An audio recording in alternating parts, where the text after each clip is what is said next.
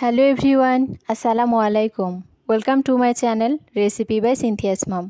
আজকে আমি আপনাদের জন্য নিয়ে এসেছি অসম্ভব মজার একটি রেসিপি, সেটা হচ্ছে বেগুন বাহার। চলুন তাহলে তৈরি করি। এর জন্য চুলায় একটা প্যান বসিয়েছিলাম, তার মধ্যে পরিমাণ মতো সরিষার তেল দিয়ে নিয়েছি। এবার এর মধ্যে বেগুনগুলো দিয়ে ভেজে নেব। এক এক করে বেগুনগুলো দিয়ে নিচ্ছি। বেগুনগুলো আমি হালকা হলুদ, একটু লবণ আর সামান্য একটু মরিচ দিয়ে মেখে রেখেছিলাম। মাঝখান দিয়ে এভাবে বেগুনগুলো আমি কেটে নিয়েছি। মুখের অংশের কিছুটা রেখেছি। এক সাইড হয়ে আসার পরে আমি একটু পাল্টে নিচ্ছি।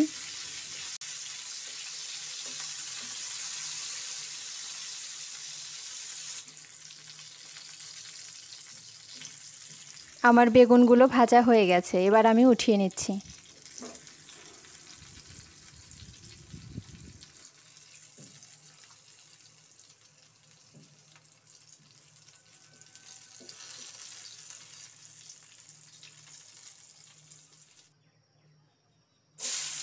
ওই তেলের মধ্যে আমি 1/4 কাপ পেঁয়াজ কুচি দিয়ে নিয়েছি। এবার নেড়ে চেড়ে হালকা করে একটু পেঁয়াজ ভেজে নেব।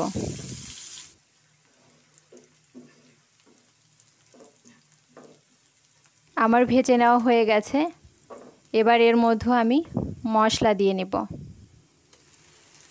পেঁয়াজ বাটা দিয়ে নিলাম 1/4 কাপ, আদা রসুন বাটা দিয়ে নিলাম 1 টেবিল চামচ, লবণ দিয়ে নিলাম স্বাদ মতো, হলুদের গুঁড়ো দিয়ে নিলাম 1 চা চামচ, লাল মরিচের গুঁড়ো দিয়ে নিলাম 1.5 চা চামচ, জিরার গুঁড়ো দিয়ে নিলাম 1 চা চামচ, গরম মশলার গুঁড়ো দিয়ে নিলাম 1/2 চা চামচ। এবার মশলাটা হালকা একটু নেড়ে নিচ্ছি। এবার এর মধ্যে মশলা কষানোর জন্য পানি দিয়ে নিচ্ছি।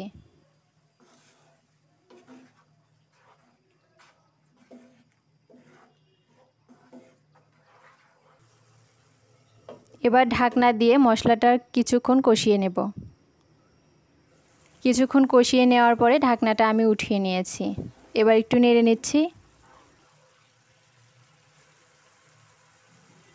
এবার এর মধ্যে আমি একটা টমেটো কুচি করে কেটে রেখেছিলাম, সেটা দিয়ে নিলাম। মশলার সাথে টমেটোটা ভালো মতো কষিয়ে নেব।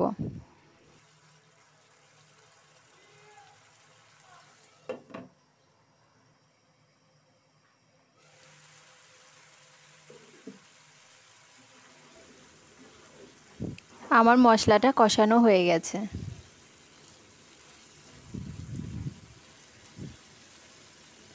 এবার এর মধ্যে আগে থেকে ভেজে রাখা সেই বেগুনগুলো দিয়ে নিলাম।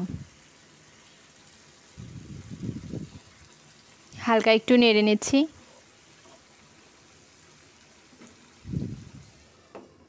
এবার ঢাকনা দিয়ে 2 মিনিট একটু রান্না করব। 2 মিনিট পরে ঢাকনাটা উঠিয়ে নিয়েছি। আবার একটু নেড়ে নিচ্ছি।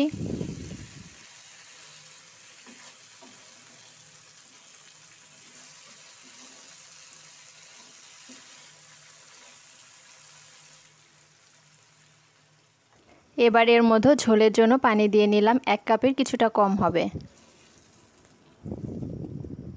আবার একটু নেড়ে নিচ্ছি।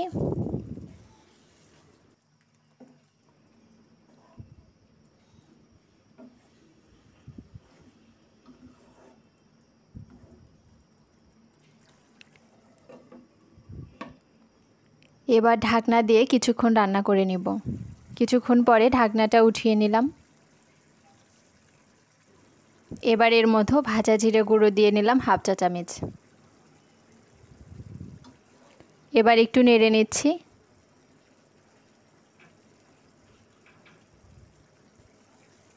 ঝোলটা যে যেমন রাখবেন সে অনুযায়ী পানিটা দিতে হবে। বেগুন বাহার সাধারণত মাখা মাখাই হয়। আমার রান্নাটা হয়ে গেছে। আমার আজকের এই রেসিপিটি যদি ভালো লাগে অবশ্যই একটা লাইক দিবেন, কমেন্ট করবেন এবং শেয়ার করবেন। সবাই ভালো থাকবেন, সুস্থ থাকবেন। আল্লাহ হাফেজ।